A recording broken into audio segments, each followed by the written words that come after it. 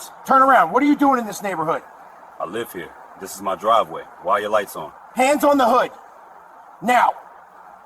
Don't make this Articulate your difficult. reasonable suspicion, or you're detaining me illegally. I smell weed. You're getting searched. That's a lie. The blue and red lights started flashing at exactly 9:42 p.m. on a quiet Tuesday evening in Oak Haven Estates, a suburb just outside of Atlanta that was supposed to be one of the safest neighborhoods in the entire state. A Judge David Washington had just pulled into my own driveway after a grueling day presiding over criminal cases at the federal courthouse downtown. I was exhausted, looking forward to a quiet dinner with my wife and completely unaware that the next 15 minutes would change my life forever and expose a shocking pattern of behavior that had been hidden for years. What happened next was captured on multiple cameras, witnessed by several neighbors, and would eventually lead to consequences that nobody could have predicted. This wasn't just another case of mistaken identity or a simple misunderstanding. This was about power assumptions and what happens when someone with a badge thinks they can intimidate the wrong person. I was 54 years old and had spent the last 8 years on the federal bench. Before becoming a judge, I worked as a prosecutor for 12 years, putting away some of the most dangerous criminals in the state. I lived in Oak Haven Estates, an upscale suburban neighborhood where most of my neighbors were doctors, lawyers, and business executives. My house sat on a corner lot with a circular driveway, a perfectly manicured lawn, and a 2-car garage. That Tuesday had been particularly exhausting. I had presided over a complex fraud case that lasted all day, listened to hours of testimony, and made several critical rulings that would affect the lives of everyone involved. All I wanted was to get home, kiss my wife hello, and maybe catch up on some reading before bed. Nothing about my routine suggested drama or confrontation. Officer Kyle Benson was 24 years old and had been with the police department for exactly 4 months. He was still in his probationary period, still learning the ropes, still trying to prove himself to his supervisors and fellow officers.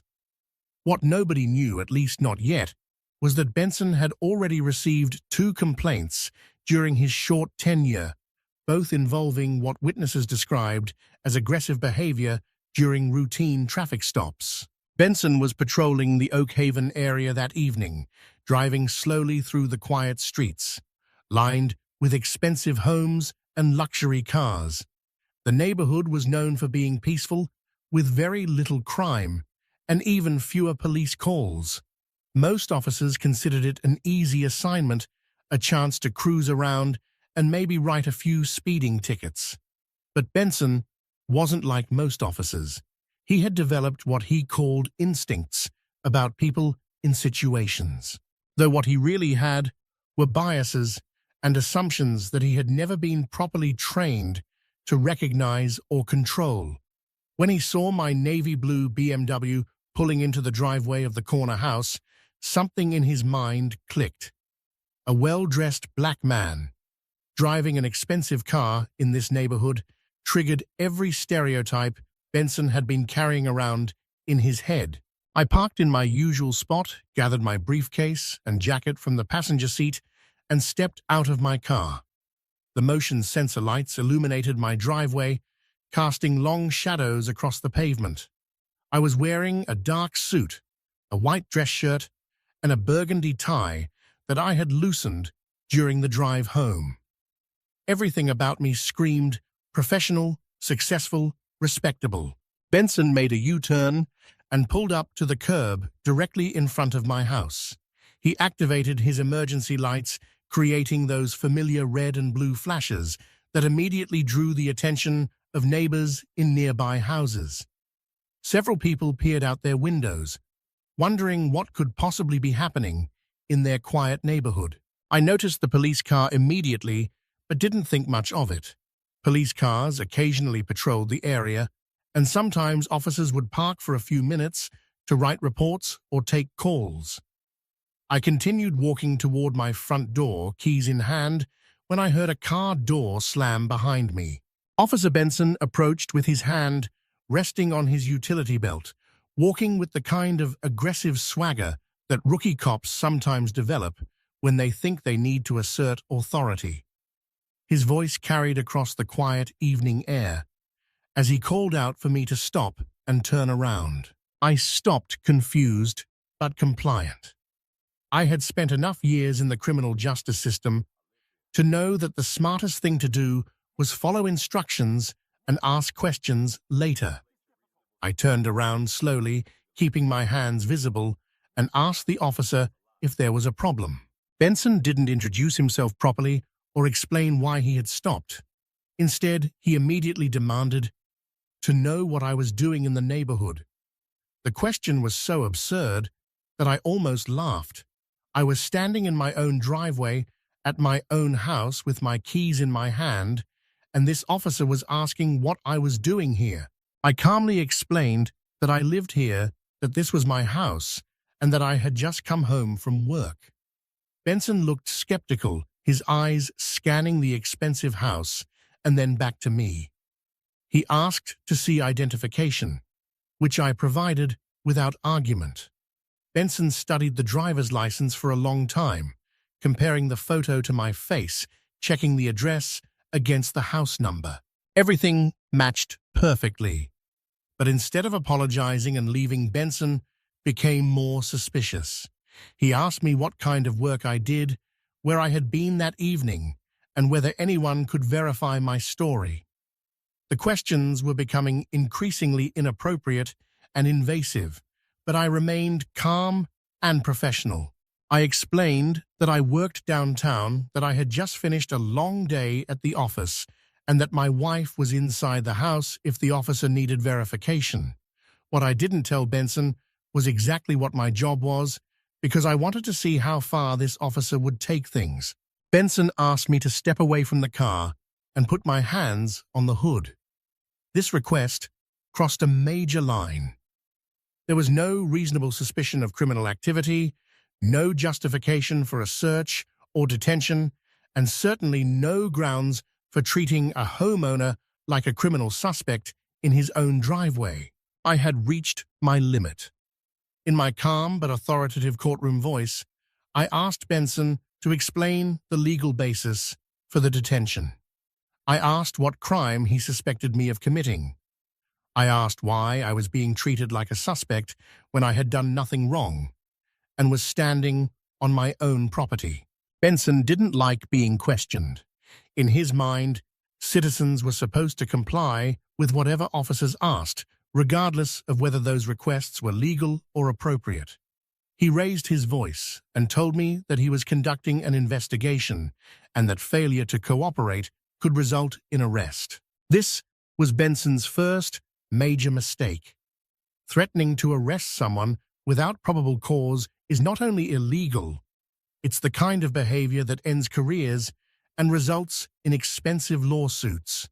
But Benson was too inexperienced and too caught up in his own authority to recognize the dangerous ground he was walking on. I pulled out my cell phone and announced that I was going to record the interaction. Benson immediately ordered me to put the phone away, claiming it was interfering with a police investigation. I calmly informed the officer that I had every legal right to record a police encounter on my own property.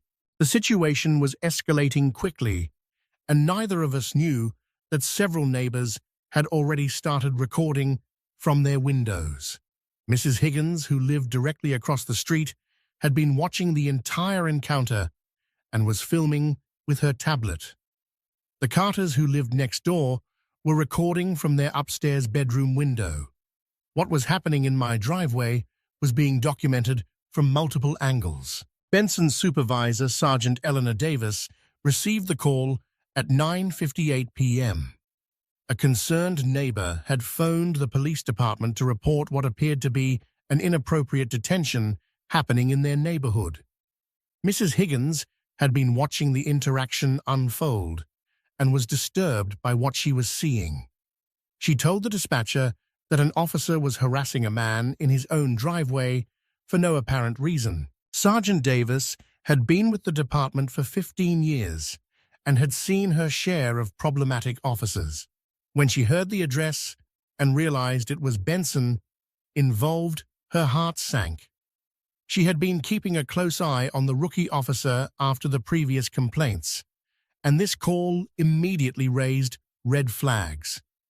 She radioed Benson to get a status update on his location and activities. Benson's response was evasive and confusing. He claimed he was investigating suspicious activity in the Oak Haven area, but couldn't provide specific details about what made the activity suspicious. When Sergeant Davis asked for more information, Benson became defensive and insisted he had the situation under control. Meanwhile, I continued recording while maintaining my composure. I had prosecuted enough cases to know that everything happening right now was being documented, and that documentation would be crucial if this situation continued to deteriorate. I spoke clearly into my phone's camera, stating my name, the date and time, my address, and describing what was happening. Benson was becoming increasingly agitated by my calm demeanor and legal knowledge. Most people Benson had encountered during his short career became nervous or intimidated when confronted by police authority. My confidence and articulate responses were throwing him off his game and making him feel like he was losing control of the situation. The officer decided to escalate further. He told me that he smelled marijuana coming from my person and that this gave him probable cause to conduct a search. This was another lie, another violation of Benson's oath and training. There was no marijuana smell because I didn't use drugs. But Benson was grasping for any justification to continue his harassment. I looked directly at Benson and calmly stated that the officer was lying. I said it clearly and without emotion, the same way I might rule on an objection in my courtroom. The accusation hung in the air between us, and Benson's face flushed with anger and embarrassment. That's when Benson made his biggest mistake of the evening. He grabbed my arm and told me I was under arrest for obstruction of justice and possession of controlled substances. The charges were completely fabricated with no evidence to support either claim, but Benson was now too deep into his own deception to back down. I did not resist the arrest, but I continued recording and speaking clearly for the camera. I stated that I was being unlawfully arrested in my own driveway, that no crime had been committed, and that the officer had no probable cause for detention or search. My voice remained steady and professional, even as handcuffs were placed on my wrists. Mrs. Higgins couldn't stay silent any longer. She walked out of her house and approached the scene, her tablet still recording. She called out to Benson, asking why he was arresting her neighbor. Benson turned toward her and ordered her to go back inside. But Mrs. Higgins stood her ground. She told him she had been recording everything and that she knew me personally. Benson asked Mrs. Higgins how she knew the suspect. She looked at him with disbelief and said that Judge Washington wasn't a suspect. He was a federal judge who lived in the house behind him and was one of the most respected people in the entire neighborhood. She said she had watched me come home from work the same way hundreds of times before. The color drained from Benson's face. A federal judge. He had just arrested a federal judge in the judge's own driveway on completely fabricated charges. Every instinct told him to release me immediately and try to make this go away, but he was already in too deep. The arrest had been made, the handcuffs were on, and multiple people were recording everything. Sergeant Davis arrived at the scene at 10:07 p.m., exactly 25 minutes after the initial stop. She took one look at the situation and immediately knew her worst fears had been realized. Benson stood next to a handcuffed black man in an expensive suit while neighbors gathered around recording the encounter. The body language and tension in the air told her everything she needed to know. She approached Benson first and asked for a private word. They walked a few steps away from me, though not far enough to avoid the recording devices. Davis asked Benson to explain exactly what had happened and what charges he was planning to file. Benson's explanation was rambling and inconsistent, filled with vague references to suspicious behavior and drug possession that he couldn't substantiate. Davis looked at me, still standing calmly in handcuffs, and something about my demeanor told her this was not an ordinary citizen. She had dealt with thousands of arrestees over her career, and this man carried himself differently. There was an authority and confidence that suggested someone accustomed to being respected and listened to. She walked over to me and introduced herself properly, something Benson had failed to do.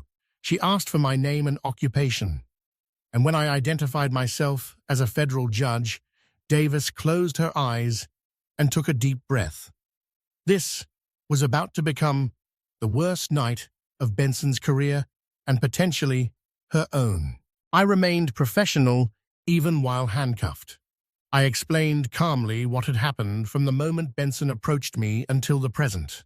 I mentioned the recording I had made, the witnesses who had observed everything, and my concern that the officer had violated numerous department policies and constitutional rights. Davis immediately ordered Benson to remove the handcuffs. Benson hesitated, still clinging to his false narrative about probable cause and drug possession. Davis raised her voice and made it clear that this was not a request. The handcuffs came off, and I rubbed my wrists where the metal had dug into my skin. The neighbors who had gathered were not satisfied with simply removing the handcuffs. They had watched the entire encounter, and several were demanding answers about why their neighbor had been treated this way. The Carters approached and introduced themselves as character witnesses, explaining that I was an exemplary neighbor who had lived in the community for years without any problems. Sergeant Davis found herself in an impossible situation. She had a rookie officer who had clearly violated policy and possibly broken the law, a federal judge who had been unlawfully arrested, multiple witnesses with video evidence, and a growing crowd of angry neighbors. Every decision she made from this point forward would be scrutinized and could affect her own career. She asked me if I wanted to file a formal complaint against Officer Benson. I said I would be filing multiple complaints through various channels, including the Police Department's Internal Affairs Division, the Civilian Oversight Board, and potentially federal authorities if civil rights violations were determined to have occurred. Benson finally began to understand the magnitude of what he had done. A federal judge wasn't just any citizen. This was someone with intimate knowledge of the law connections throughout the justice system and the credibility to pursue serious consequences. His hands were shaking as he realized his career in law enforcement was probably over before it had really begun. I walked into my house at 10:15 p.m., nearly 35 minutes after what should have been a simple arrival home from work. My wife, Elena, was waiting in the living room, having watched most of the encounter through our front window. She had been recording as well, her phone capturing everything from inside the house as backup to the multiple neighbor recordings. Elena was a retired prosecutor herself, and she immediately understood the legal implications of what had just occurred. She had watched me handle the situation with remarkable restraint, but she could see the anger and frustration in my eyes now that we were alone. This wasn't just about one officer's poor judgment. This was about a pattern of behavior that needed to be exposed and stopped. I sat down at my kitchen table and began writing detailed notes while everything was still fresh in my memory. I documented exact times, direct quotes from Officer Benson, the names of witnesses, and my own responses throughout the encounter. I had learned during my years as a prosecutor that cases were won and lost based on details, and I wasn't going to let any details slip away. Meanwhile, Sergeant Davis was having the most difficult conversation of her supervisory career. She had walked Benson back to his patrol car, away from the cameras and witnesses, and was trying to understand how her department's newest officer had managed to create such a catastrophic situation in less than 4 months on the job. Benson's explanation kept changing. First, he claimed he had received a call about suspicious activity, but when Davis checked with dispatch, no such call existed. Then he said, "I had been acting nervously, but the video evidence clearly showed a calm, cooperative citizen." Finally, he fell back on the marijuana claim, insisting he had smelled drugs. But Davis knew this was a desperate fabrication. The body camera footage would later reveal the truth, though Benson didn't know it at the time. His camera had been recording from the moment he activated his emergency lights, capturing every illegal question, every inappropriate demand, and every false accusation he had made. The footage would become the centerpiece of multiple investigations and legal proceedings. By midnight, news of the incident had already begun spreading through law enforcement circles. I had made several phone calls to colleagues and superiors, informing them of what had occurred. Word traveled quickly in the tight-knit legal community, and by morning, everyone from the police chief to the mayor would know that one of their officers had unlawfully arrested a federal judge. The police department's Internal Affairs Division received my formal complaint at 8:30 a.m. the following morning. The complaint was 12 pages long, meticulously detailed, and included timestamps for every violation of policy and law that had occurred. I had also attached still images from my cell phone video showing my handcuffed hands and Benson's aggressive posture. Benson reported for his shift that Wednesday morning, not knowing that his career was already effectively over. His supervisor pulled him aside immediately and informed him that he was being placed on administrative leave pending a full investigation.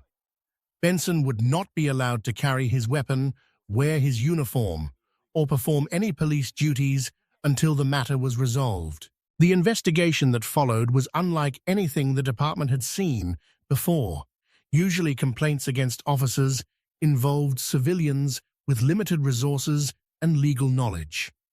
This complaint came from someone who understood exactly what laws had been broken and had the connections to ensure those violations were thoroughly investigated. My cell phone video was professionally analyzed by digital forensics experts. The neighbor recordings were collected and authenticated. Benson's body camera footage was reviewed frame by frame.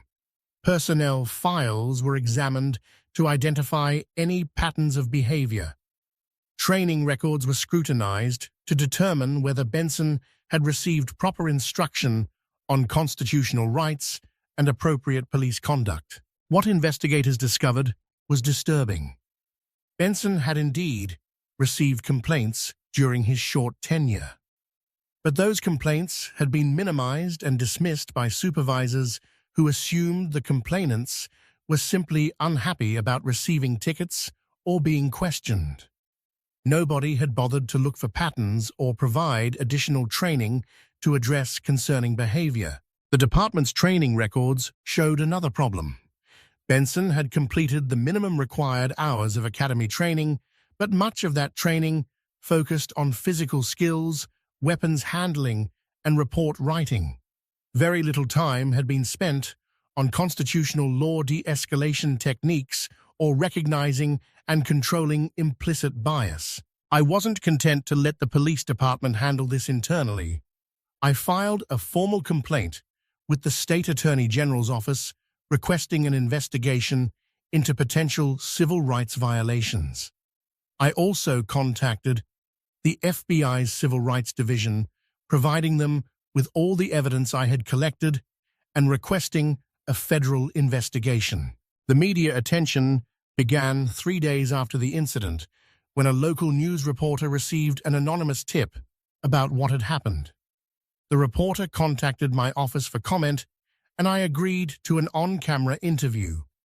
I appeared calm and professional as always, but my words carried the weight of someone who had spent years fighting for justice. I explained that this wasn't really about me personally, though what happened to me was certainly wrong. This was about a system that allowed undertrained, biased officers to terrorize citizens with impunity. I pointed out that if this could happen to a federal judge in his own driveway, imagine what was happening to ordinary citizens who didn't have my resources, knowledge, or credibility. The interview aired that evening and immediately went viral. Social media exploded with outrage over the footage, which clearly showed a respected judge being handcuffed in his own driveway for no legitimate reason. Legal experts appeared on news programs to explain the multiple constitutional violations that had occurred. Civil rights organizations issued statements demanding accountability. Benson watched the news coverage from his apartment, realizing that his face and name were now known nationwide as the officer who arrested a federal judge for coming home from work.